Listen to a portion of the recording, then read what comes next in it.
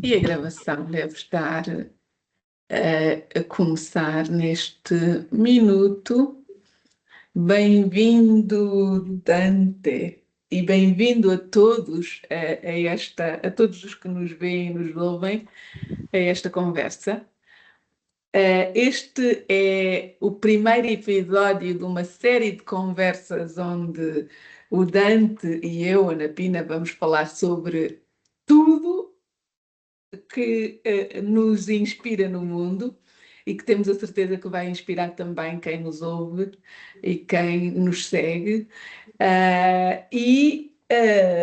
Bom, ainda não temos um título para este leque de conversas, mas vamos ter com certeza um título interessante para a jornada que estamos agora a começar. Bem disposto, Dante? O quê? Bem Bem disposto? disposto, Dante? Sim, feliz, bem disposto e feliz. Ok, então eu vou começar por explicar às pessoas que nos ouvem que decidimos começar por eu entrevistar-te para nos conhecermos, para conhecermos um bocadinho melhor quem é o Dante.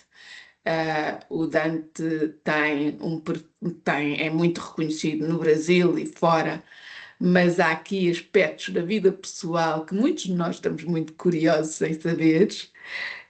Portanto, eu trago aqui um leque de perguntas preparadas por mim e por outras pessoas que te conhecem aqui de Portugal. E depois a segunda entrevista vai ser de saber quem é também a Ana Pina. Portanto, antes de mais, as pessoas que nos vão acompanhar vão conhecer-nos, ok? Dante Moretti, vou ler aqui um bocadinho da tua short bio: psicólogo, analista reichiano, local trainer, supervisor, autor e coautor do livro Flexibilizando a Coraça Muscular, autor do livro Psicologia Corporal. Vamos falar sobre o seu nascimento, vamos falar sobre culpa, o livro sobre o burnout, facilitador de grupos há 20 anos, professor e palestrante internacional.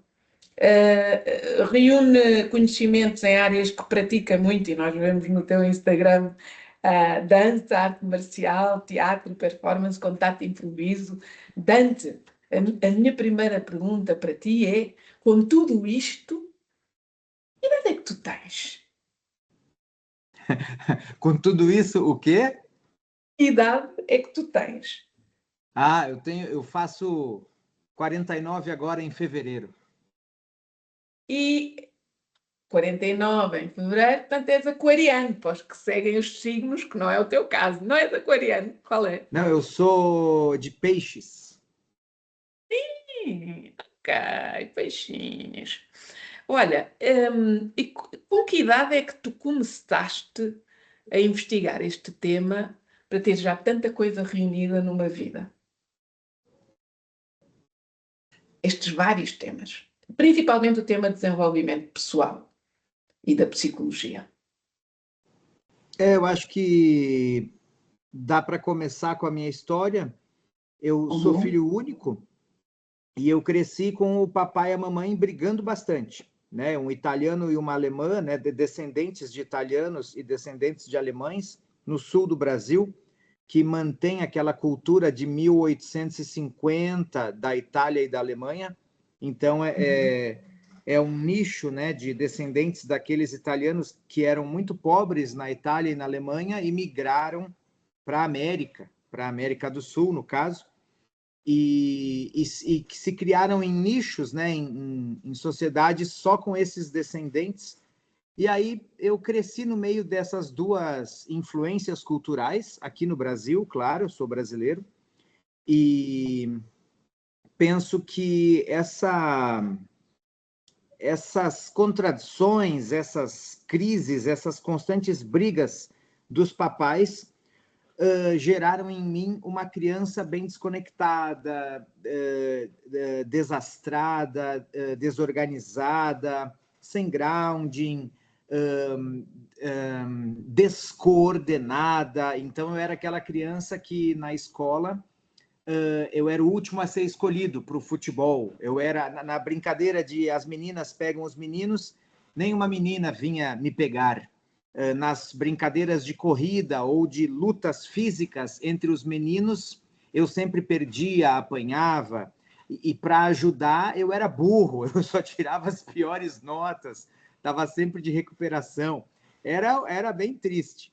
Eu usava óculos, aí foi engraçado. Aí meu pai foi trabalhar numa outra cidade, numa Uhum. cidade divisa com o Uruguai, aqui no Brasil, e eram 600 quilômetros de distância, numa época em que não tinha aviões, aeroportos, e as estradas Uhum. eram bem simples ainda, aqui no Brasil, sinuosas, dava quase um dia de viagem. Então, meu pai se afastou e nesse ano eu tirei as melhores notas, parei de usar o óculos Uau. e melhorei no desenvolvimento corporal, social, e aquilo marcou assim a todos ao meu redor. Eu era criança, não entendia o que estava acontecendo. De repente, do nada, eu tinha amigos, eu era bem visto, Aham. eu tirava notas boas, as menininhas gostavam de mim, eu comecei a jogar melhor os esportes. Isso Uhum. foi uma marca, né? E eu segui, a adolescência seguiu, né? Sempre muito amado pelos meus pais, né? E aí, com 16 anos, eu comecei a fazer arte marcial e foi um turning point, foi um Eh, diferencial. Antes de ir para a arte marcial, daquilo tudo que tu já conheces em ti, porque revisitaste essa história com o olhar do adulto, qual era o impacto do teu pai em ti nessa altura? O que é que tu, por Era que uma esse figura. afastamento de repente teve esse impacto? O que é que ele, Porque sim. ele. Sim, é muito inteligente a pergunta, né? Ele era o centro, né? O homem provedor, o centro da casa, o líder do lar, né? Mas uma figura muito. Naquela época ele era caminhoneiro, ele dirigia os caminhões dele.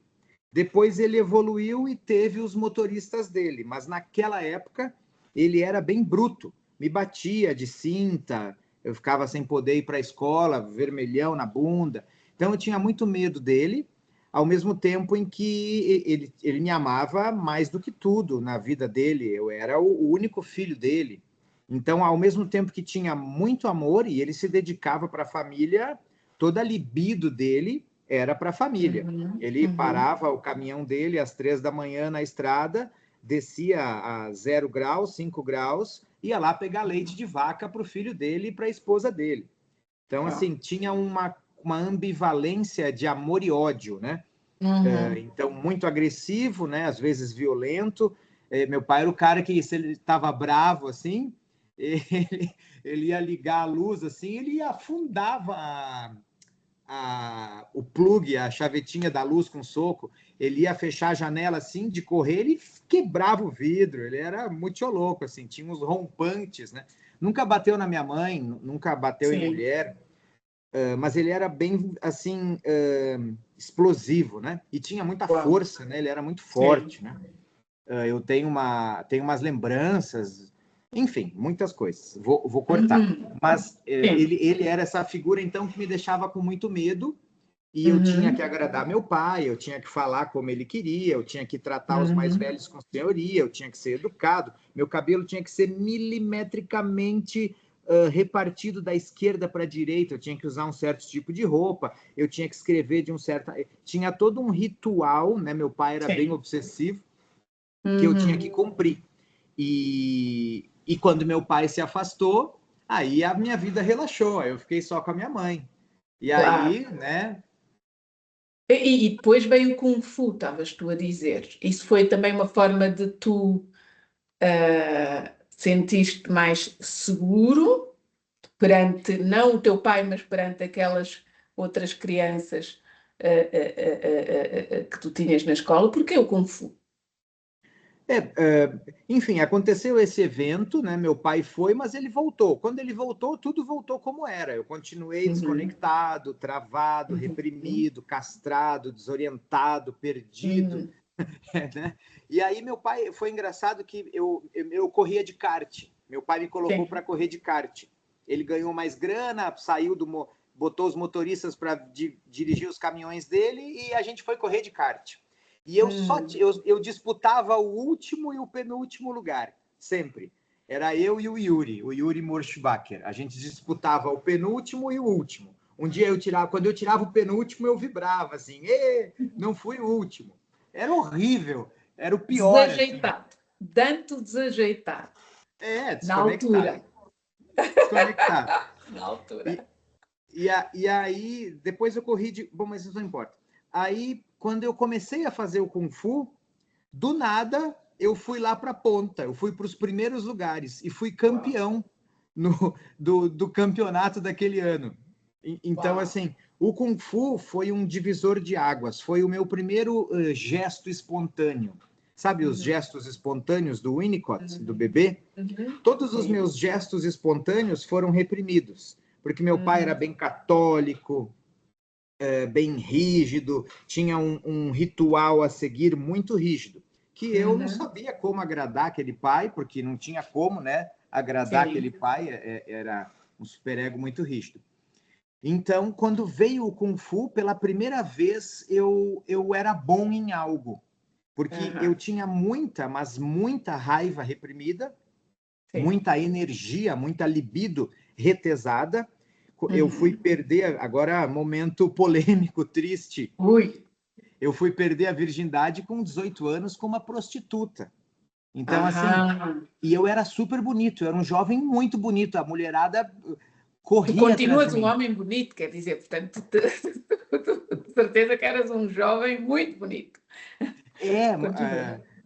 Mas eu não sabia o que fazer com isso, né? Eu morria de medo das mulheres e aí tinha toda essa energia, então, estagnada, represada, e no Kung Fu eu encontrei um lugar saudável para descarregar essa vitalidade e conhecer a mim mesmo. Né? Tem uma frase que eu gosto muito, né? Que é eu sei ela em inglês, deixa eu ver se eu consigo falar ela em português. Como eu posso, no processo de aprender a conhecer o meu corpo, conhecer a mim mesmo? How can I, in the process of how to learn to use my body, know myself? Essa frase resume o Kung Fu. Essa frase é daquele cara, do Bruce Lee, que é um cara famoso, né? Uau, sim, sim.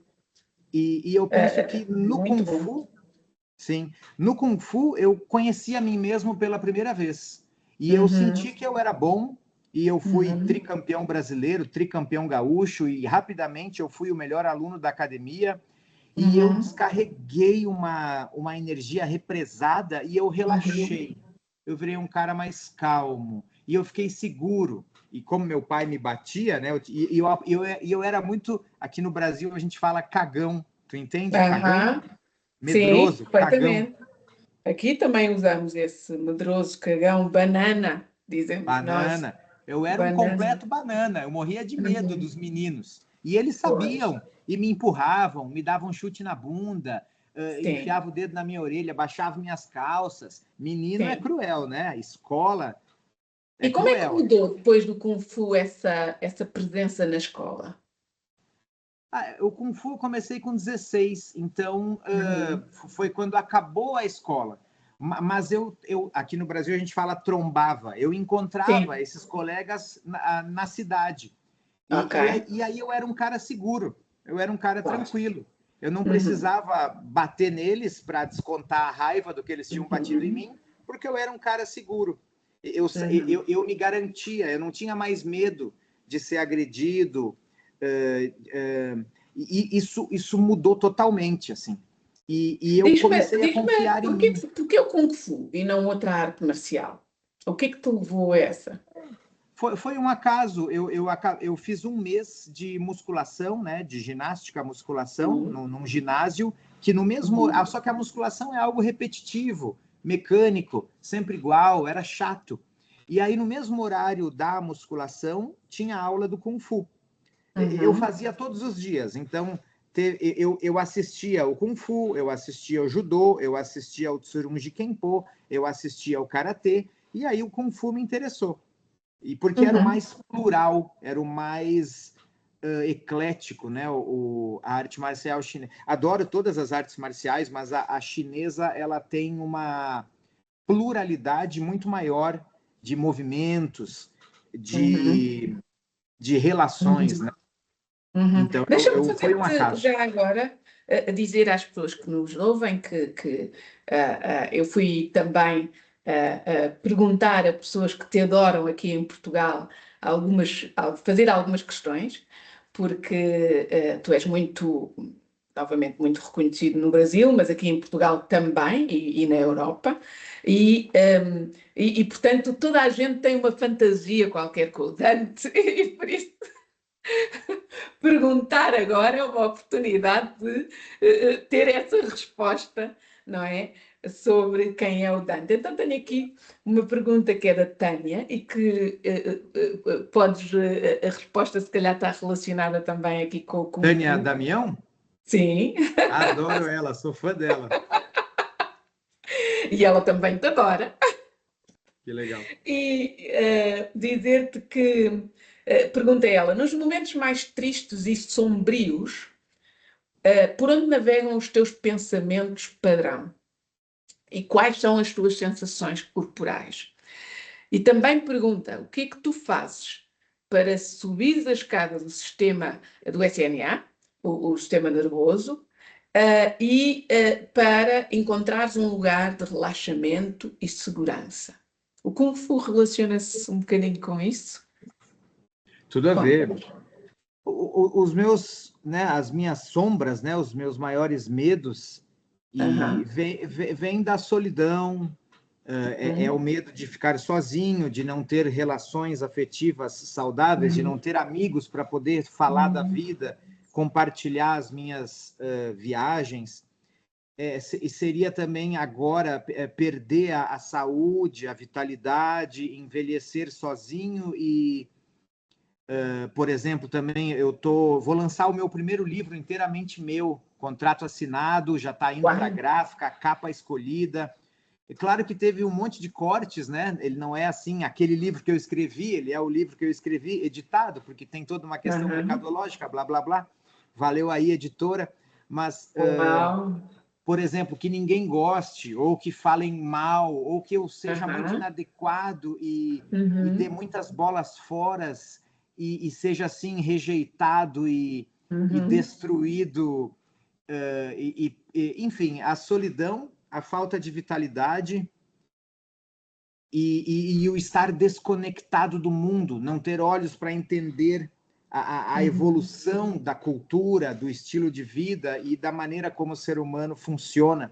Posto que sou Uhum. psicólogo e trabalho com isso, né? Eu trabalho em Portugal, no Chile, nos Estados Unidos, na Rússia, na Uhum. Polônia. Então, assim, perder o escopo, perder a capacidade de ler a realidade. Aham. E o Kung Fu ajuda-te nesse grounding, garante esse enraizamento, garante essa segurança interna. Eu penso que, em primeiro lugar, a bioenergética, porque Ok. depois da bioenergética, da Uhum. análise bioenergética, eu revisitei a arte marcial chinesa e retirei a parte masoquista dela. E Uhum. uso a arte marcial chinesa como pura expressão do self. Eu pratico Uhum. todos os dias o Tai Chi, por exemplo, no último andar da minha casa, com o céu na minha cabeça, fazendo uma conexão aí, ó, mística, espiritual, cósmica, Uau. exótica, e te agradando agora aqui para os nossos ouvintes. A Ana Pina pega no meu pé, que eu sou agnóstico, e ela pega no meu pé. Mas claro, eu pratico Kung Fu semanalmente, diariamente, Uhum. mas sob o viés da análise bioenergética, que é o meu principal Uhum. grounding. Quando eu Uau. fiz o Kung Fu no início, ele me deu muita vitalidade, mas era puramente bélico, era Pois. puramente como destruir o oponente, como atacar, como defender, Uhum. se fixava ali. E mudou minha vida, foi muito importante, muito bom, descarreguei a raiva do meu pai, me deu segurança, Mas quando veio a análise bioenergética, eu consegui relaxar o peito, abrir o coração, chorar, eu consegui listar os meus defeitos, os meus medos. Naquela época, se tu me perguntasse quais teus medos, eu ia dizer, não tenho medo de nada, eu sou destemido, né? Hoje, claro, tenho vergonha disso, mas aceito, né? Esse jovem idealista, Esse né? jovem Desconectado. idealista, não é? Esse jovem adulto que passa por uma fase de achar-se tudo, não é? Mas fala-me mais então um bocadinho disso, o que é que tu descobriste de qualidades e defeitos com a bioenergética, mas principalmente, mas também, não é principalmente, descobrir como é que a bioenergética foi outro divisor de águas, pela Boa. forma como tu falas dela. Que já conecta com a tua primeira pergunta e com a pergunta da Tânia Damião. A arte marcial, então, me conectou com o meu corpo e eu fiz um primeiro grounding, porque no Kung Fu a gente trabalha muito a posição do cavalo, de conectar com a terra, e eu pude, então, descarregar meus impulsos e conhecer a mim mesmo e me sentir bem no meu corpo e seguro. Mas o coração seguia fechado, bem fechado.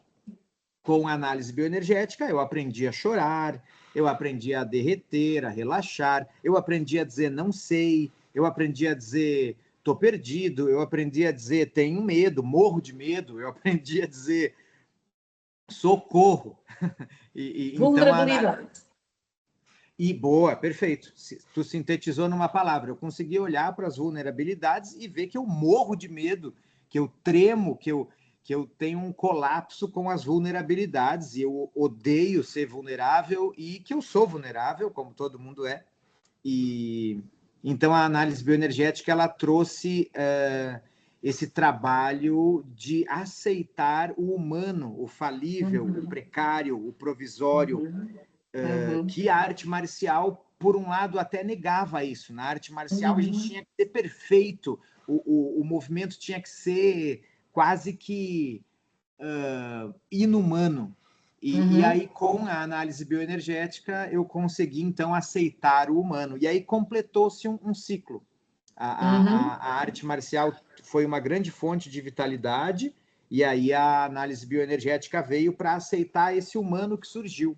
É como se eu tivesse nascido com 16 anos, e aí com a análise bioenergética eu consegui lapidar esse ser aí que surgiu, porque até os 16 eu era que no Brasil a gente fala um bosta, eu era um merda, eu era um banana, eu não tinha selfie, eu era falso, eu mentia, foi muito engraçado, eu saí da casa dos meus pais e vim morar em outra cidade para estudar, e eu comecei a perceber que eu mentia, do nada, assim, eu inventava mentiras que não tinha por que eu mentir. E aí depois eu ficava assim, nossa, como que eu vou, agora que eu menti, eles vão descobrir que é mentira. E eu percebi que era porque eu vivia uma mentira. Claro. Eu vivendo com os meus pais, eu vivia uma mentira. Né? Meu pai é reacionário, meu pai era meio fascistão, assim, e bolsonarista. O Bolsonaro é um rapaz aqui, um político xenofóbico, racista, homofóbico, Certo. horrível, burro, Sim, sim, extremamente sim. burro, que nunca leu um livro. Sim, sim, sim. Então, Nós conhecemos também aqui. Nossa, Nós temos um gêmeo, um primo, um irmão gêmeo de Bolsonaro aqui. Sim, continua, isso, desculpa. tipo um Trump, assim. O Bolsonaro é o Sim, Trump dos trópicos. sim, sim, sim. Aí meu pai era desses, e eu tinha que Aham. esconder. Graças ao meu tio, a Jesus, a Deus, aos orixás, aos budas, às deusas, aos universos e às galáxias, meu tio era muito inteligente e erudito, ele lia muito, e o irmão da minha mãe. E ele me introduziu na leitura. Eu era um jovem bem desconectado, então eu Uau, ficava muito a esmo, e meu tio começou a me indicar livros uau. e, desde os 12 anos. E aí eu então consegui É fazer tão essa. engraçado, por isso é que uma família é sempre boa para educar uma criança, não é? Ter diferentes modelos. Esse teu tio foi muito importante no teu processo de crescimento. Valeu, tio. Valeu, tio. E aí, através dele que eu conheci o William Reich. O primeiro livro do Reich que eu li foi o Revolução Sexual. Uau!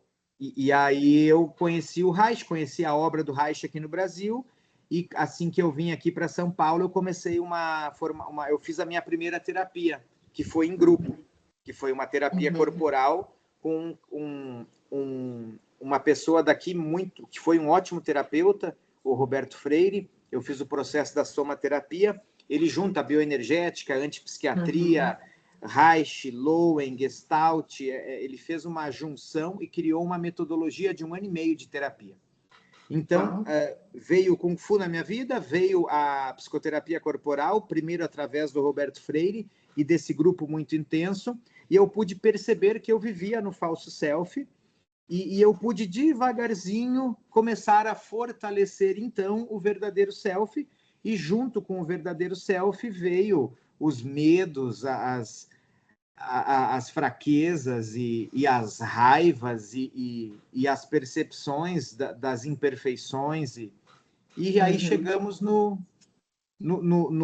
na tua primeira pergunta, que é como que foi cair na psicologia. Eu fiz 1 ano e meio de engenharia mecânica, aí eu fiz 1 ano e meio de fisioterapia, aí que eu consegui vir para a psicologia. Né? E consegue explicar porquê que tentaste outras coisas antes de chegar ao óbvio? A engenharia mecânica, pela desconexão com o meu self, né? Eu era totalmente desconectado da minha essência e eu corria de kart e depois eu corri de Fórmula 4. Sabe, Fórmula 4 são aqueles bólidos, sabe? Sim. E assim, a velocidade é muito sedutora. Imagina um jovenzinho de 11 a 16 anos botando 240 quilômetros por hora no final da reta do autódromo. Era uma excitação e aquele mundo, e depois que eu comecei, enfim, caí na engenharia mecânica.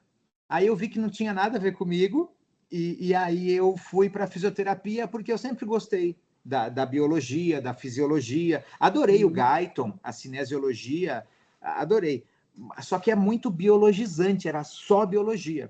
Até que eu fui me conectando cada vez mais comigo e percebi que a psicologia era o meu caminho.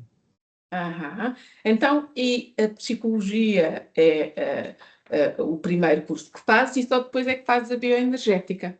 Entretanto, tinhas a experiência da somaterapia e do grupo de desenvolvimento corporal, não é? E de psicoterapia corporal. Queres partilhar algum momento assim, como se diz em inglês, eye-opening, ou assim, com um grande insight durante o teu ano e meio? Todos nós que experimentamos as corporais, não é? E devemos ter aqui várias pessoas a ouvir-nos e que ainda não experimentaram e que estão curiosas sobre essa questão de como é que é isso, de repente ir fazer os movimentos reprimidos e como é que isso desbloqueia.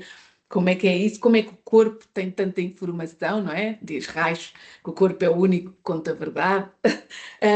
Qual foi o momento, e pode ser assim um momento daqueles difíceis ou um momento daqueles tipo suaves e amorosos, mas que tu tens um grande insight sobre ti próprio durante a psicoterapia corporal? Agora a gente precisa de 2 horas, né, de podcast agora, porque imagina um grupo intenso, corporal, com um psicoterapeuta que criou uma metodologia para trazer de volta para a vida os brasileiros que lutaram contra a ditadura. Os Estados Unidos impuseram uma ditadura no Brasil e na América Latina inteira, né? Doutrina Monroe, Operação Condor, enfim. E aí eles torturaram a gente. Os ingleses ensinaram para os brasileiros técnicas de tortura. Os militares ingleses, né, ensinaram para os militares brasileiros técnicas de tortura. O próprio Roberto Freire, psiquiatra, psicanalista, que foi o meu terapeuta, foi torturado na ditadura. E ele, então, criou essa somaterapia para trazer de volta para a vida essas pessoas que eram os que lutaram contra a ditadura, mas estavam bloqueados, traumatizados devido às torturas e aquela perseguição cruel, assassina que aconteceu. Então, era um processo muito intenso. E aí a gente precisaria de umas 2 horas, porque foi 1 ano e meio, mudou minha vida. Mas, por exemplo, para ser bem didático, né? Um exercício bem simples.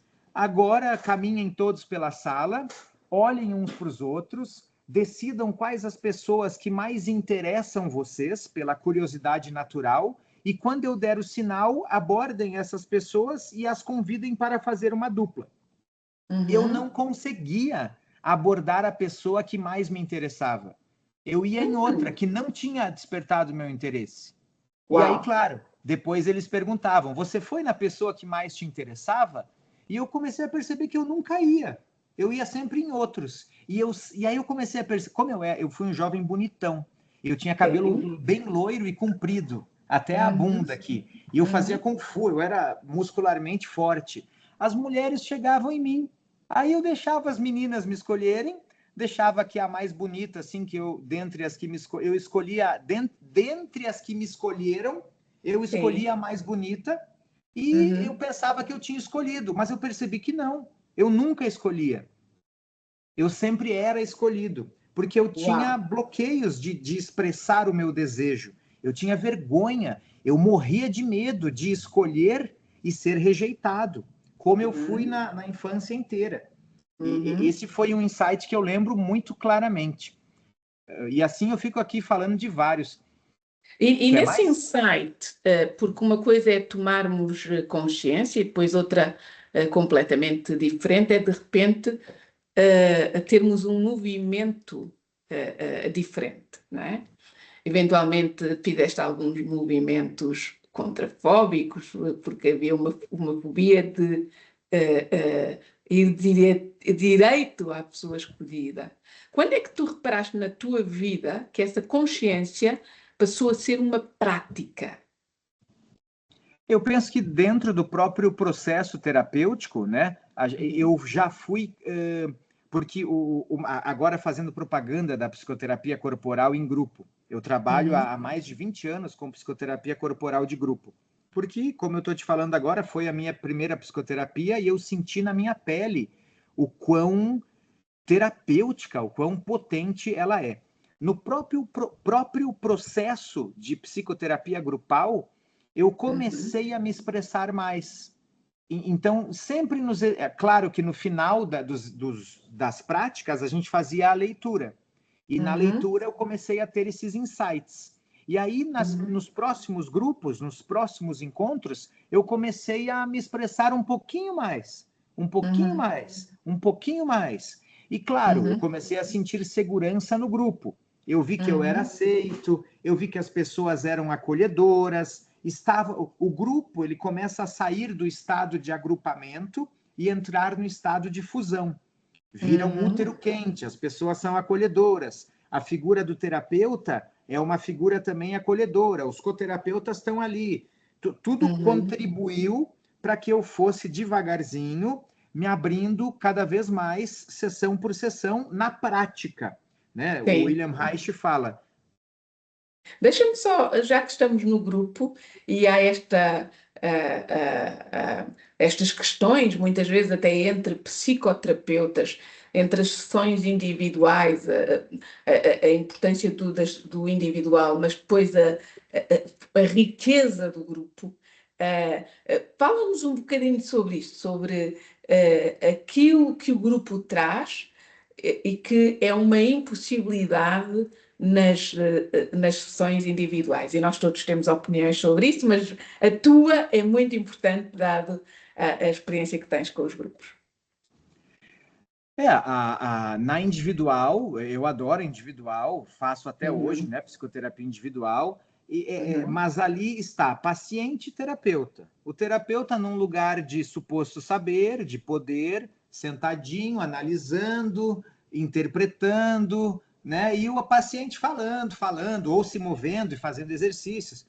No grupo, é completamente diferente. Os participantes, os pacientes, eles têm mais 5 ou mais 10 pessoas ali com eles, uhum, quase que vivendo. É um objeto mediador entre o setting individual e a vida real. No aham, grupo, eu posso experimentar viver a uhum, vida de uma maneira mais parecida com a vida real. Há quem exato, diga que é totalmente parecido. Eu discordo, exato. mas é muito parecido. Discordas? Porque tem o terapeuta, tem os coterapeutas, Aham, tem início, meio e fim, aham, tem 4 horas, tem elaboração, aham, não sim, pode ser violento, não pode ser homofóbico, pois. não pode ser Ok, racista, não pode ser ok, né? certo, certo, certo, certo, certo. Tem todo um Aham, setting, um enquadre, aham, né? sim, sim. Mas Diz-me, não, é que eu ia dizer que pode ser um outro perfeito, sim, com essas regras todas que tu assinalaste, mas que replica um bocadinho os movimentos que nós vamos fazendo na vida real, não é? E onde nós, sem pensar, tropeçamos naquilo que é as nossas práticas reais. Portanto, conseguimos depois fazer um paralelo, mas sim, continua, continua. Estava a gostar de te ouvir nesse ponto do grupo. Foi uma pergunta head-on. o grupo, para mim, é a maior potência que o psicólogo, o psicoterapeuta, o agente de saúde tem nas suas mãos hoje em dia. Porque tu Uhum, acessa muita gente, sim. enquanto um psicoterapeuta que na individual acessa somente um paciente, tu pode acessar muita gente. E o grupo ele é muito mais complexo. Uhum, São vários psiquismos. Tem aquele uhum, livro ótimo do René Caes, O Aparelho Psíquico Grupal. O aparelho psíquico grupal é a soma dos aparelhos psíquicos de todos os integrantes do grupo, junto com uhum, os do terapeuta e dos cos-terapeutas. uhum, Então, o grupo ele é vivo, ele é incontrolável, uhum, ele é um organismo vivo. uhum, E uma pessoa e agora sendo um pouquinho meio técnico, né? É uma frase do René Caes. O grupo reedita relações primitivas de objeto, de graça.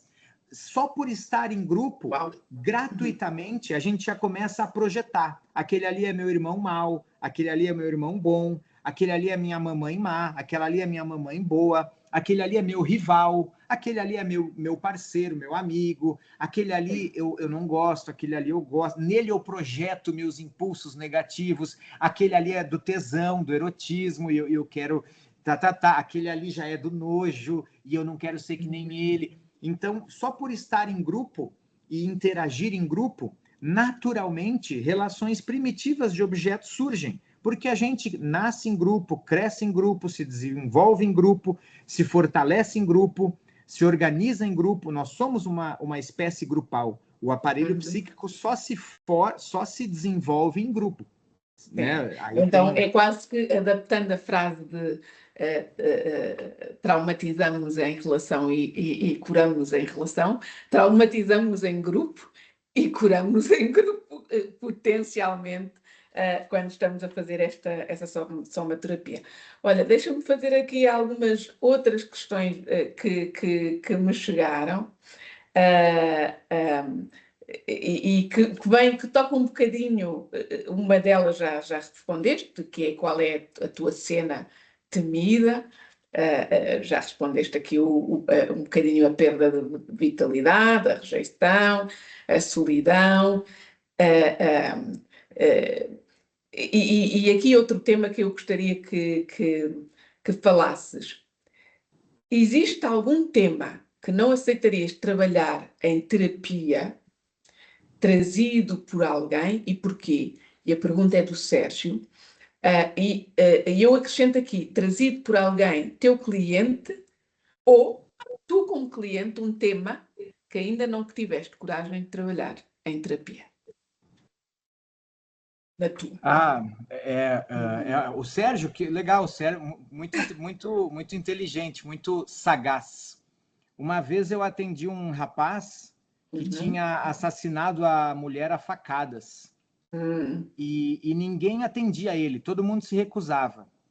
E Uhum. uma paciente minha, muito legal, ela, ótima psicóloga, me falou: Dante, ninguém atende o cara e ele, né, ele quer melhorar, mas ele, enfim, aí eu fui atender ele Uhum. e foi bem difícil, porque ele Uhum. tinha matado a ex-mulher dele agora, né, a facadas. Uhum. E eu tive muita dificuldade de conectar, de confiar, de me abrir, de ser um bom pai, né, um bom Uhum. psicoterapeuta para ele.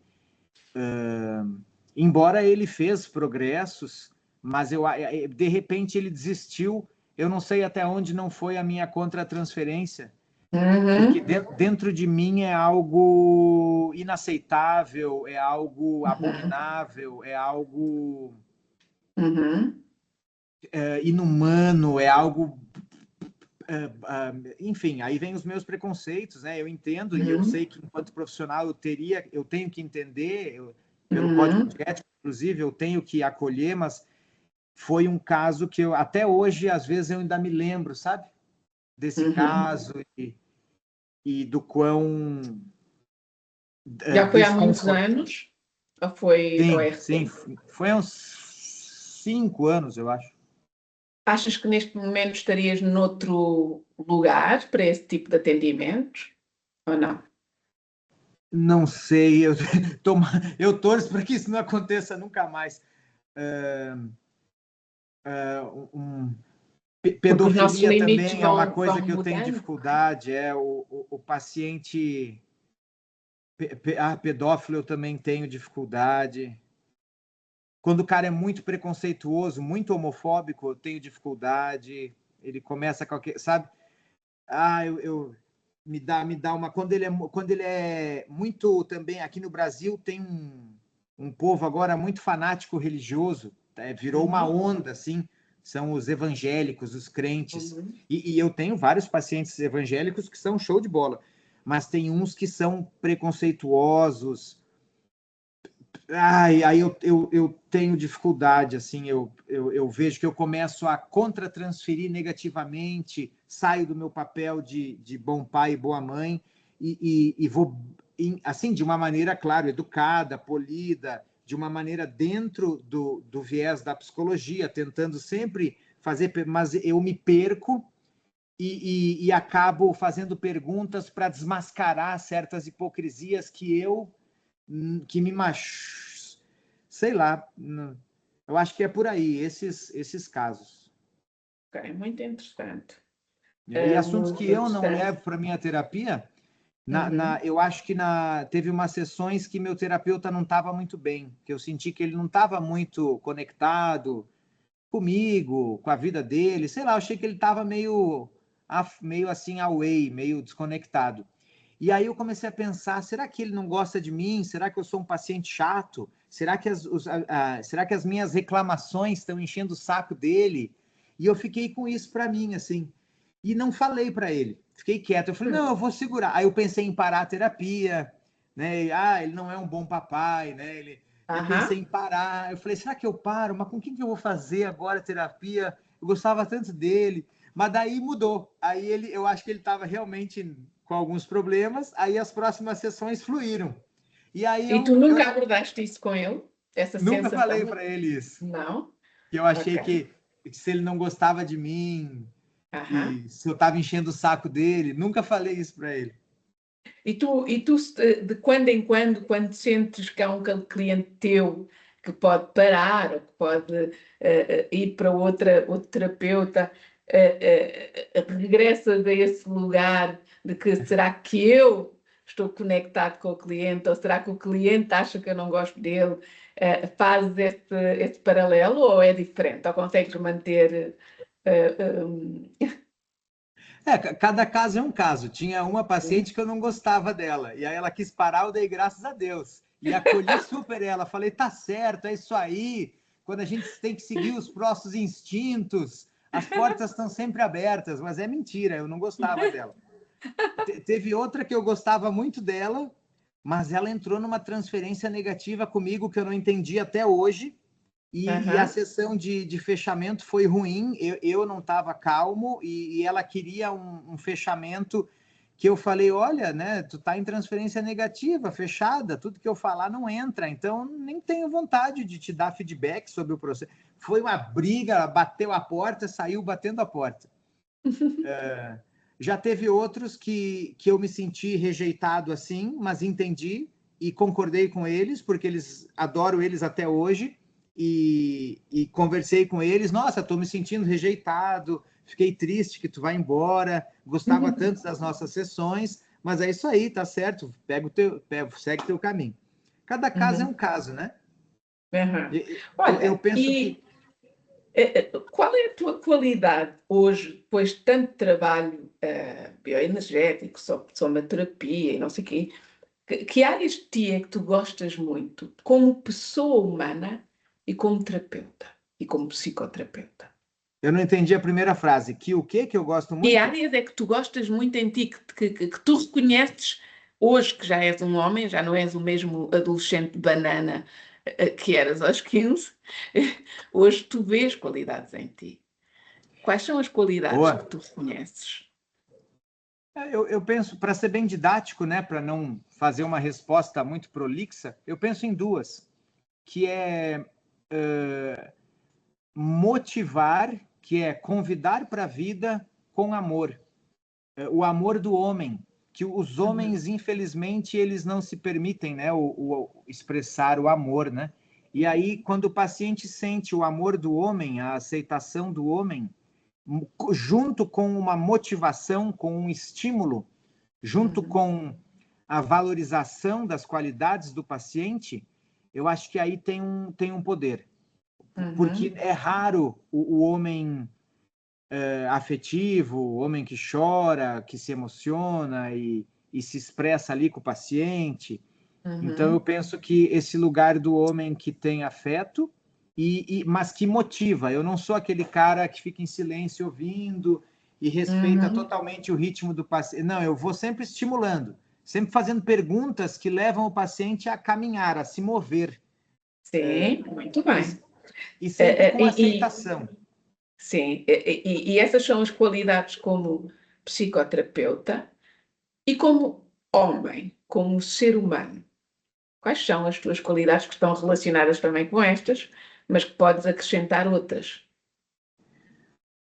Eu acho que é sempre encontrar o lado bom, né? Eu estou sentado agora na minha cidade, no interior do Brasil, daqui a pouco eu vou passear com os meus cachorros no meu bairro, no rio da minha cidade, na rua de terra da minha cidade, eu vou pegar a minha bicicleta, e aí eu vou no meu grupo, e agora, depois da pandemia, o grupo diminuiu muito, né? Eu tinha, assim, 2 vezes por semana, mais de 20 pessoas, né? O grupo vibrante. Agora a gente tem de 5 a 15 pessoas e uma vez por semana. Quando vem E 20 porquê? pessoas...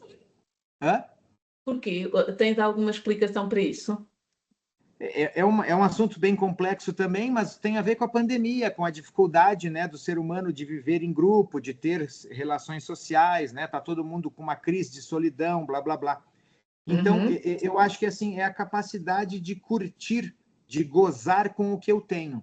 Então, uhum, tem 5 pessoas no grupo. Opa, vamos fazer um grupo aqui e eu no grupo de movimento e eu vou curtir também com essas 5. Hoje tem uhum, 20, vamos curtir com 20. Eu acho que uhum, é aceitar o que eu tenho um carrinho velhinho de 2010, mas ele está uhum, direitinho, ele não vai me deixar na mão e eu cuido uhum, dele e eu ando orgulhoso com o meu carro aham, velho, sabe? sim. E vou para a Então, praia, e vou para a cachoeira. tu és simultaneamente, desculpa lá, não te quero interromper, mas tu és simultaneamente rígido, mas simultaneamente tu estás, e isso eu acho que quem te acompanha consegue perceber, muito comprometido com uma vida de prazer, de coisas boas. Gotcha. Como é, como é que isso é um contrassenso nos perfis mais rígidos? Como é que tu chegaste a essa conclusão e essa ligação com essa tua necessidade? É que essa é a parte boa, né, Ana? Essa é a parte bonita. Tu perguntou da coisa boa, né? Tu perguntar assim, e como é que são as sombras, né? Aí eu morro de medo de ficar sem dinheiro, eu morro de medo, você, assim, desculpa a deselegância, eu morro de medo do meu pau não subir mais, eu morro de Aham, medo de ficar feio, eu morro de medo de ficar sem uhum, amigos, eu morro de medo de perder a relevância, eu morro de medo de que todos os meus pacientes vão embora, eu morro de medo de que caia a bomba, vocês aí se matem aí, esses loucos aí desses políticos, aham, Trump, esse aham. alemão, enfim, eu morro de medo. Se a gente for falar dos meus medos e das minhas paranoias, Aí tu Aham, vai sentir, pô, mas olha aí, ele tem essas qualidades, mas ele tem também um monte de medos e defeitos, e, aham. sabe? Mas assim, E, falando da. sim, conta, conta. E falando do prazer, e depois vamos para o medo, depois vamos para as Tá. sombras. Falando das qualidades, eu sou, dentro da bioenergética, eu acho que eu fiz um caminho da esquizoidia para a rigidez, e depois eu Aham, flexibilizei a rigidez, né? ok. Com a terapia. Uhum, E foi quando quebrou o narcisismo, aquele narcisismo falso self, uhum, e, e aí com a terapia eu consegui aceitar as imperfeições, né? Eu uhum, tive uma falha narcísica muito grande, o meu ombro esquerdo, a glenumeral, a cartilagem glenumeral, que é a cartilagem que recebe a cabeça do úmero, ela teve uhum, uma cisão e eu uhum. perdi os movimentos do ombro, sabe? Então, Sim. e aí eu fiquei meio torto, Uhum. entende? Isso Aí foi eu em tive, alguma atividade?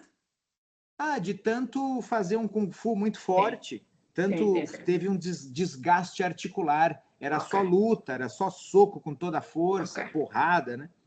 Aí eu Uhum, estava andando de bicicleta, tive um acidente e rompi o meu tendão de Aquiles da perna direita uhum. inteiro. Então, minha perna direita, a batata da perna, o Sim, gastrocnêmio, sim, é sim. menor que o esquerdo. Enfim, as falhas narcísicas foram vindo e eu fui atualizando a visão Uhum, de o que é ter uma vida boa, o que é gozar a vida, o que é o uhum, mais importante na vida, que para mim são as trocas afetivas, as relações com os uhum, outros seres humanos. Claro que com o uhum, mínimo de conforto e luxo, mas eu penso que isso contribuiu para encontrar esse grounding na simplicidade, na profundidade, valorizar aquilo que merece valor. O vídeo que eu postei hoje no Instagram, né, que eu faço uma brincadeira entre rico e pobre, né? Quem é rico? O que é riqueza, né? Tá cheio de. Aqui no Brasil a gente tem uma expressão: é uma pobre menina rica. Tá cheio de gente comprando o que não precisa com o dinheiro que não tem para agradar quem nem conhece. Então, sair dessa armadilha, eu acho que me acalmou, assim, me deixou mais. Eu consegui dizer não sei, consegui dizer estou perdido, consegui dizer me ajuda, consegui dizer e agora, né? Acho que é por aí. Então, tu estavas habituado a ir até ao limite. E agora? Agora antes, por exemplo, o Kung Fu ele tem as coreografias, a gente chama de Sim. katis. Eu só me permitiria filmar um kati se ele tivesse sobrenatural, assim. Ele tinha que Aham. estar assim, o mortal eu tinha que cair perfeito, sem uma tremidinha, o braço tinha que estar na altura do ombro, tudo tinha que estar assim, inumano. Agora Uhum. eu postei um cati que, se fosse naquela época, nunca eu postaria e eu teria vergonha dele. E agora eu tenho orgulho dele, porque eu vejo ali a alegria, o movimento prazeroso, a dança, eu vejo Muito ali o bem. fluxo de energia. Então Muito hoje eu bem. não tenho mais esse superego rígido voltado contra o self, falando assim em termos mais Sim, psicológicos. sim. Olha, e a dança entra em que momento? Em que momento é que um homem com esse perfil rígido, com um corpo narcísico a reescrever-se, eh, procura a dança como resposta? Aconteceu espontaneamente. Eu dirigi um espetáculo, eu fiz muitas oficinas e muitas aulas de teatro. O Uhum. Kung Fu ele tem uma conexão com o teatro chinês, porque muitos monges. O Butô, que é mais uma técnica do outro lado, do Japão, mas que também se influencia toda a Ásia, é uma forma de teatro muito expressiva. Mas desculpa, lembrei-me também disto. Continua, continua. Mas eu tenho influências do Kazuo Ono, sim, muitas. O Aham, Suriashi, o Kazuo Ono, surreal, muito bom. aham, E aí devido ao teatro, eu comecei a convidar algumas companheiras, colegas, amigas, pacientes, profissionais da dança para o meu palco. Eu dirigi um espetáculo por 10 anos em que eu juntava arte marcial chinesa, arte marcial japonesa, balé clássico, dança contemporânea, o clown, o circo, análise bioenergética, e a gente tinha era muito vivo, era lindo, era colorido, era vibrante, enfim. E ali eu conheci a dança contemporânea. Moshe Feldenkrais, Martha Graham, Rudolf Laban, Klaus Viana. E aí eu fiz a junção com a arte marcial e isso ajudou muito a flexibilizar esse corpo rígido que tu pontuou muito bem. Então, a dança ela trouxe a entrega, a expressão afetiva. O artista marcial está sempre duro, rígido, né? O bailarino está expressando afetos, está trocando afetos. Então, isso contribuiu. E, claro, tudo junto, né? A psicoterapia, o amadurecimento, né? A experiência. E aí aí a dança contemporânea pôde entrar, né? Muito bem. Até o balé clássico. Eu participei até de espetáculos de balé clássico. Eu ia lá carregar as Não bailarinas. acredito, Dante, tu fizeste balé clássico. Ouçam, meninas e senhoras, ele fez balé clássico. Eu só ficava carregando as bailarinas lá, fazia musculação lá. Pronto, muito bom. Olha, e o que é que tu gostavas de resolver na tua sombra e que ainda é, como dizem os ingleses, um work in progress? O meu sentimento de inferioridade, né? Seguido eu penso assim, que eu sou burro, que eu não sei ganhar dinheiro, que eu sou ingênuo, que eu sou bom demais, que eu sou bonzinho demais, que meu papai nunca me ensinou a ser mal, a ser cruel. Eu vejo esses caras que ganham muita grana e são cruéis. Eles são cruéis. Eles fazem o mal. Eles roubam, eles... E eu não, eu sou bonzinho. Então, às vezes, eu me acho ingênuo, me acho um homem fraco, né? Tenho um carro velho, suei a camiseta para ter uma casa que nem está pronta ainda porque não tenho dinheiro para acabar ela. E aí, sei lá, não posso ajudar minha mãe mais do que eu ajudo, e me sinto assim, às vezes, essa inferioridade, né? Quando eu me comparo, às vezes eu vejo pessoas que leem mais do que eu falo, nossa, estou aqui há 2 horas no celular e podia estar... Eu estou com 2 livros aqui para ler, que eu estou empacado, que é o Peter Levine, aqui, o Trauma e Memória, estou olhando para ele aqui, e empaquei nele, assim, porque, tá difícil. E aí, às vezes... Com o número de autores que tu já disseste só nesta entrevista, uma das minhas perguntas ia ser como é que tu tens tempo para isso tudo, não é? Porque e estar agora a ouvir-te que tu, na verdade, tu estás num lugar de inferioridade, ou tu sentes-te nesse lugar, é muito interessante, não é? É muito interessante, porque não é de maneira nenhuma a perspectiva que nós, que te conhecemos, temos, mas é o teu sentir, e é disso que estamos a falar, do teu sentir na sombra. A sombra, olha, isso, a sombra, a negatividade, né? As falhas narcísicas, né? Às vezes eu estou andando na rua assim e passa um cara de 20 anos com um BMW. Sim. E eu estou no meu carrinho assim, eu olho e falo, nossa, esse cara tem 20 anos e tem esse carro que vale 5 vezes o meu. Aí eu falo, o que está me faltando que eu não né? Às vezes eu me acho burro de não conseguir encontrar uma maneira de gerar mais lucro e tal. Embora isso é quando eu estou baixo astral. Claro.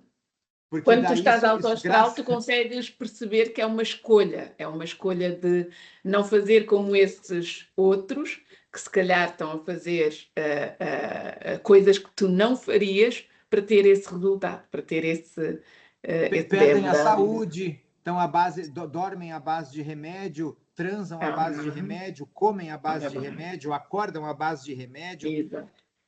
Tem um monte de pilantragem nas costas. Não é para mim. Prefiro dormir tranquilo. Isso. Portanto, quando nós escolhemos um caminho, escolhemos os resultados, as consequências, não é? E às vezes o trade-off, a troca é muito pesada.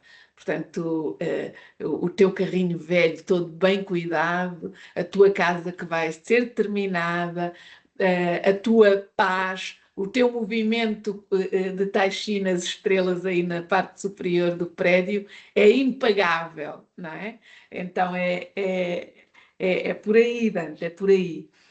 Olha, hum, já falámos aqui muito de alguns, acho que as pessoas já perceberam um bocadinho os teus valores, mas conta-nos um bocadinho o que é que de bonito e de feio tu vês no mundo e que também se relaciona, obviamente, com aquilo com quem tu és. O que é que de bonito e de feio tu vês no mundo, neste nosso mundo caótico? Agora 2 horas, né, para essa resposta, né? É assim, eu vejo que a humanidade não deu certo, né? Como eu sou agnóstico, eu não tenho essa visão que foi um ser superior, iluminado, que nos criou e que temos uma alma imortal que vai renascer até a gente evoluir e ir para o céu lá com Jesus. Para mim, nós somos uma espécie que nasceu, que nem o sapo, que nem o gato, que nem a árvore, a gente surgiu, né? Claro que de várias relações e reações. E eu sinto que a gente não deu certo, né? A gente se mata, a gente. Eu estava pesquisando Uhum, ah, há 2.000 anos atrás, né? As uhum, estimativas dos historiadores dizem que 90% da humanidade estava passando fome. Aí eu uhum. falei, pô, mas deve ser só no mundo ocidental, né? Vamos ver lá na China, era pior, era Sim, é. 97%. Sim, Aí sim, eu, sim. não, mas vamos ver lá no Egito, era pior ainda, era Sim. 99%. Só o Uhum, faraó, o resto tudo estava morrendo de fome. Ah, não, vamos ver na Europa, uhum. mesma coisa, Pior. Estados, né? Somente agora, nesse momento, que é só Uhum, 10%, só uhum. 10% da humanidade que vive miseravelmente, morrendo de fome, sem saneamento básico, né? Que vive lá com menos de $1 por dia. Aí eu olho Alguma para coisa isso, melhorou. melhorou, mano. Meu Deus, né? Aí eu fico pensando, né? Nossa, a gente não deu certo enquanto humanidade, né? Quem deu certo, assim, tipo os povos primitivos, né? Uhum, Os indígenas, os ameríndios, os povos uhum. primitivos que conseguiram viver em harmonia, assim, com a natureza, né? Foram dizimados, foram e continuam sendo dizimados. Claro, Então, para sim. mim, a humanidade realmente, enquanto espécie, não está no caminho certo. A gente está no Nós caminho errado. somos uns parasitas do mundo, é isso? É por aí. E de nós mesmos, né?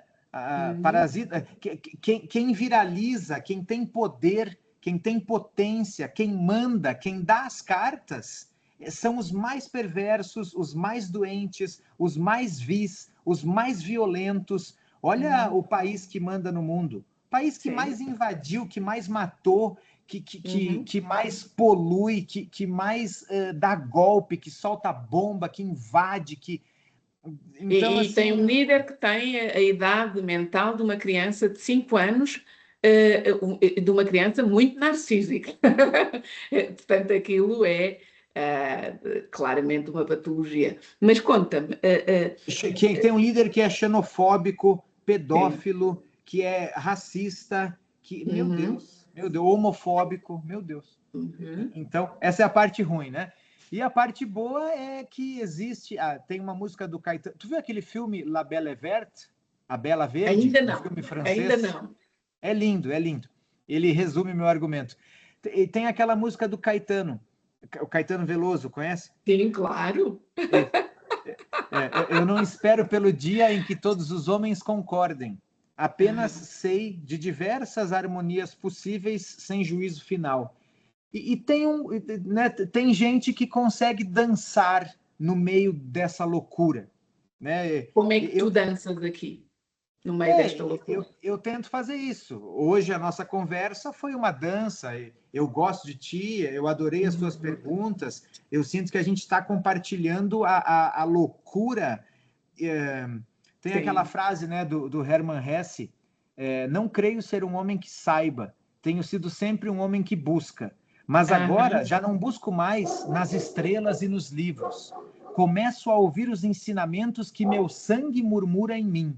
Não é Uhum. agradável a minha história, como as histórias inventadas. Sabe a loucura e o sonho? Esqueci agora o resto. A insensatez e a confusão, como a vida de todos os homens que já não querem mais mentir a si mesmos. Eu Uhum. ando nessa vibe, sabe? Eu penso que quando a gente anda nessa vibe, quando a gente aceita a realidade e consegue dançar com esse caos, a gente está fazendo a vida valer a pena. E a gente daí é Sim, autêntico e original e sim, espontâneo. sim, E aí sim. estamos no verdadeiro self. Sim, sim, sim. Tão bonito, Dante. Quase, quase que parecias um poeta como o outro. O outro Dante. Olha, por curiosidade, irrita-te mais o Trump que tem 5 anos e tem a mania que manda no mundo, ou os outros que não percebem a imaturidade dele e que seguem os movimentos que ele faz? É super Quem é que te irrita complexo, mais? né? Hoje mesmo eu Hum, estava ouvindo um português, o Major uhum, General Agostinho Costa, tu sim, conhece? Eu mas estava já ouvindo ele tem, hoje. sim. Não E estou a ver ele, quem é, mas vou pesquisar, sim. nossa, ele abriu minha cabeça assim para essa questão geopolítica, né? Aham, E muito bom esse militar teu conterrâneo, Major uhum, General Agostinho Costa, muito bom. Eu vou te mandar uhum, depois o vídeo. Ele sim, é muito complexo, né? Mas é um grupo, né, de seres humanos que se esconde atrás daquele. Por exemplo, não adianta matar o Stalin, não adianta matar o Hitler, não adianta matar o Trump, ou o Bolsonaro, ou qualquer outro fascista uhum, violento desses, porque é todo um Zeitgeist, né? Uma uhum, base de naturalização, né? Que coloca uhum, esse padrão como sendo o padrão aceito, né? Agora está se normalizando a superioridade do artificial. Nos dias sim, de hoje, o artificial é mais valorizado que o natural. E as uhum, pessoas preferem conversar com uma inteligência artificial do que com uma uhum, pessoa. E as sim, pessoas, né? Não tenho tempo, mas fica 2 horas no celular em casa. precisamente. Então, é Então, todo um contexto. é todo um contexto que nos coloca a normalizar, como dizia Arendt, não é? Por causa do Holocausto alemão, a banalização do mal. No fundo, há aqui um grupo de líderes europeus que de certeza estão todos a mandar flechas a uma fotografia de Trump, mas não percebem que, unindo-se, são mais fortes do que esta figura. O mundo inteiro é mais forte, de certeza, do que uma figura. Então, como é que há uma figura doente que consegue maniatar-nos a todos desta maneira? Uh, É que eu sinto, a Uhum, Hannah Arendt é muito boa, tu mandou super bem. E uhum, eu lembro, eu li os textos dela, né? uhum, Ela falou que sempre tinha um judeu que entregava outro judeu. Né? uhum, uhum, É muito interessante. A mesma coisa com os negros da África. Um uhum, negro vendia os outros negros. A mesma coisa os uhum, nossos índios aqui no Brasil. uhum, Um uhum, indígena entregava o outro indígena para o colonizador assassino uhum. holandês, espanhol, português, Sim, né? sim, sim, E aí eu vejo assim, eu vejo esse grupo, né, de bilionários, sim, 2.800, né, bilionários, mas tem aquele grupo menor ali da BlackRock, sim. e são os oligarcas que dominam o mundo. E Aham, essas pessoas que eu acho que são os chefes do Trump, né? Ele é um dos aham, bilionários, mas ele está uhum. ainda a serviço de um grupo, que é Claro, esse que está grupo. nos bastidores. Exato. E esse grupo explode, né? 1% não, né? 0,0001% detém a 60% da riqueza mundial. E por isso que eu falo que, enquanto espécie, a gente deu muito errado. E a natureza e o aprendizado disso, né? Aquele livro, né? O Gênio Egoísta, que eu não acabei de ler até hoje, eu parei na metade também. Não sei se tu leu esse livro, O Gênio Egoísta, é muito Não, mas bom. sei de qual é que tu estás a falar, sim. E isso é muito bom. O que impera em nós é o egoísmo. É muito interessante. Ele analisa, né? Quando a gente tem uma atitude que parece altruísta, no fundo, ela nunca é altruísta. É uma Mesmo quando... retroalimentação. Isso, no última instância, mais profunda, eu estou pensando em mim. O mesmo esquilo que dá o grito quando o gavião está passando, ele vê o gavião e ele grita, quá! Esse esquilo que dá o alarme é para ele que o gavião vai olhar, porque ele, né? Aí os outros todos correm e ele tem mais chance de morrer. Mas isso não é altruísta, porque o filho dele, a mina dele, a irmã dele vão se salvar. Ele está salvando a espécie, sabe? Enfim, é um papo de 2 horas também. Nós só temos papos de 2 horas e, malta, não se preocupem porque nós vamos pegar nestes temas todos ao longo das nossas conversas, portanto vão-nos seguindo. Mas assim, antes de terminarmos, porque já estamos aqui numa conversa longa, falaste um bocadinho das artificialidades e realmente nós começámos a acrescentar artificialidades ao mundo, não só em termos tecnológicos, mas até na própria naquilo que fazemos a nós próprios, não é? Eu cresci a perguntarem-me como é que eu tenho estes lábios felpudos, não é? E agora há quem pague para pôr lábio e senhoras sem nenhum preconceito contra isso, mas nós criamos coisas artificiais cada vez maiores em nós, nas nossas casas, na forma como operamos. O que é verdade neste mundo? O nosso falso self está cada vez maior?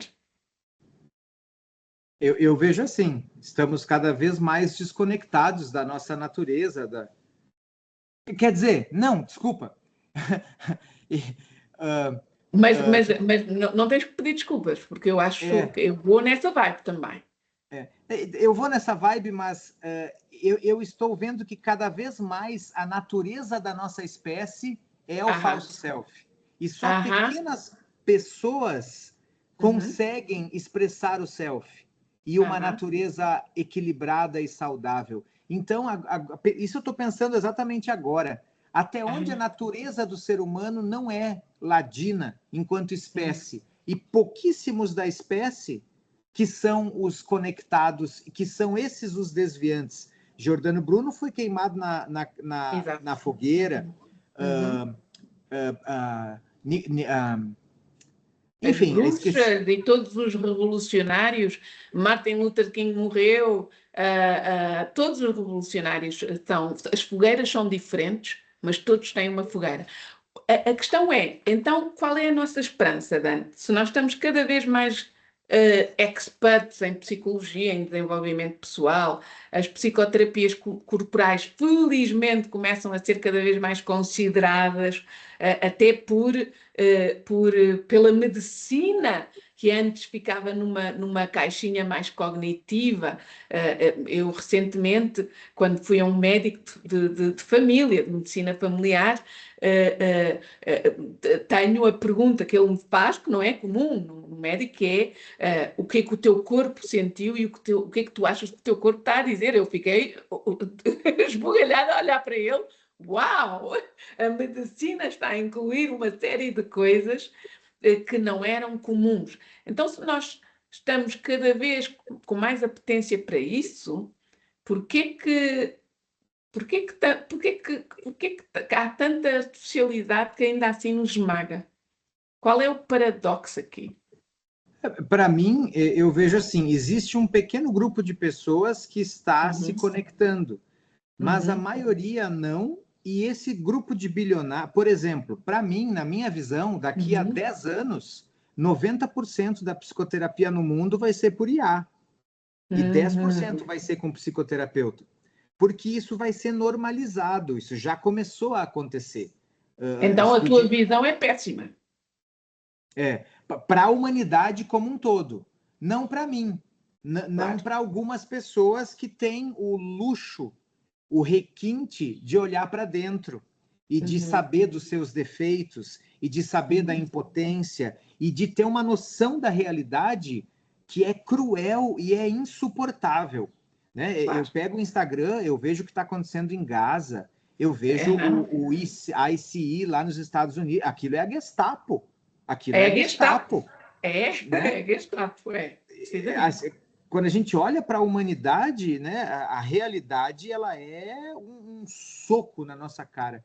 Então eu penso assim, enquanto espécie a gente está se destruindo, mas algumas células desse corpo conseguem gozar e em lugares seguros, escondidos, protegidos por tempos cronometrados e preparados, conseguem encontrar sentido, significado e espalhar um pouquinho de pulsão de vida para que outros possam escutar, mas a indústria farmacêutica não vai permitir.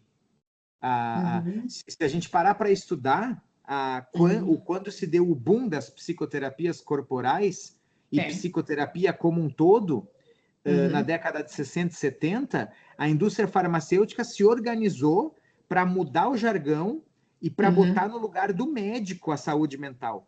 É que assim vai mais 2 horas de papo aqui. Sim.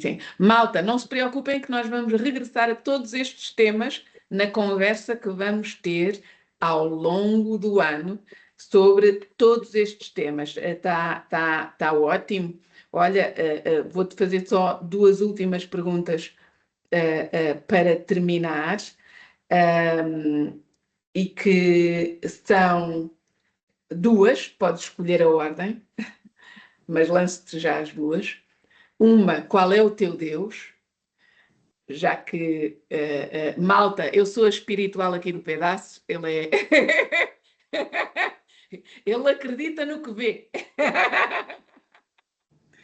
Meu Deus, é o ar que eu respiro, são os olhares que troco, é o chão que eu piso, são as emoções que eu troco, são as pessoas que escolhem estar comigo. Meu Deus, é minha vitalidade, é essa terra, é se sentir filho da terra, é se sentir parte do cosmo, do universo. É que eu não tenho essa visão de Deus, né, de um ser superior que criou tudo, mas é se sentir parte do ambiente e estar e quando eu encontro, quando o meu self, a expressão do meu self, encontra equilíbrio e descarga nesse ambiente, eu sinto então isso que vocês chamam de divino, de Deus ou de espiritualidade, né? Tudo isso também faz parte do meu Deus e um bocadinho mais. Mas dizer que há algo muito importante em ti e que devolve esperança também para a sociedade, em ti, em nós, nos nossos pares, que é aquilo que tu disseste há bocado, que existem algumas células que estão a devolver propulsão de vida às outras que estão amorfas, e sem dúvida nenhuma eu vejo-te como uma dessas células, a ti e a outros colegas psicoterapeutas corporais que eu estimo bastante. Então, aí a última pergunta, que é: como é que tu te imaginas velhinho? Como é que tu te imaginas nos últimos dias e finalmente, quando daqui partires, se alguém fizer uma lápide e não te puser num baú cremado, o que é que tu gostarias que estivesse escrito nessa lápide? Eu me imagino um velhinho como todos os outros, né? Que vai perdendo a vitalidade, vai perdendo a movimentação, vai ficando em casa, cuidando das galinhas né? E devagarzinho vai indo embora aos pouquinhos, né? Aceitando. Tomara que eu aceite a morte, né? Tomara que eu já tenha vivido bastante coisa. E a frase da lápide, né? Eu li que tu tinha mandado essa pergunta, mas eu não pensei. Imagino que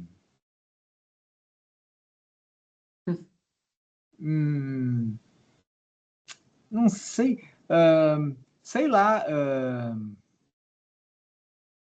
veio não se sabe de onde e vai para não se sabe onde, algo assim, não sei. Eu penso que a frase da lápide não é tão importante, né? Eu acho que assim, o que eu vivi, o que eu deixei, os meus exemplos, as pessoas que eu toquei, as trocas afetivas que eu tive, né? Ali é que o meu epitáfio vai ser isso, vai ser a vida que eu vivi com as pessoas que compartilharam a vida comigo, né? Ali que está a riqueza, né? Porque o resto é só vetor, é só meio para se expressar, né? Uau! Olha, tão bom conversar contigo, Dante. É de facto um prazer. E eu vou escrever, se tu partires primeiro, que eu não quero, mas eu vou escrever o homem que espalhou pulsão de vida pelo mundo. Ótimo, obrigado, muito bom.